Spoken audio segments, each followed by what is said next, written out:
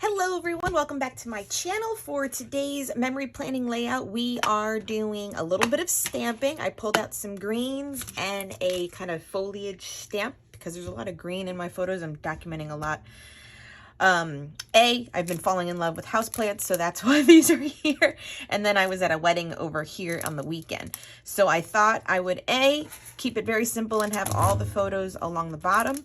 I'm going to stamp in this middle section, and then I hauled these a while ago. These are just wall decals from Dollar Tree, and I just wanted to put a bunch of big blue butterflies around the center and then keep the top for my journaling. I do believe, I'm trying to think, I think I did something like this, but it was flip-flopped last year. Or was it to the top? Oh, I did the top already. Yeah, so that's what we're doing. I'm keeping it simple only because, when am I filming this? February 4th? What day is it?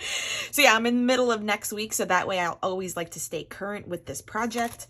These are all collages. This is 2 4x6 collages with this. And you know what I might do too is actually trim them all enough where they would have a white border in the center. So we'll probably do that too. So this one shouldn't be too long, but you never know, you know. All right, let's get started.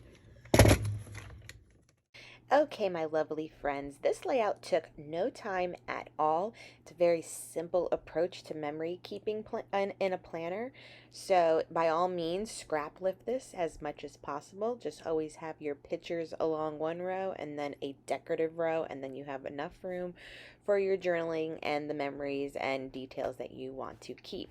So like I said, I was going through the photos, that way they each had a white border inside the layout of the Happy Planner. Remember, I am using a big Happy Planner, so when I print out 4 photos on a 4x6 photo paper, it fits perfectly, usually into these quad areas. So here I am using that stamp from Carrie Bradford and like the 3 green colors that I have in my collection from the Distress Oxide inks. So it's Citron, Bundled Sage, and Pine Needles.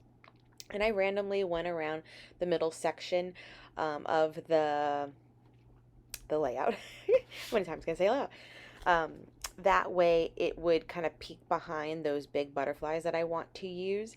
And so once I place the butterflies, I think I make it 3 on each side. I do go in again with more of the foliage stamps and add more so that there's not that much like white space left behind in the middle.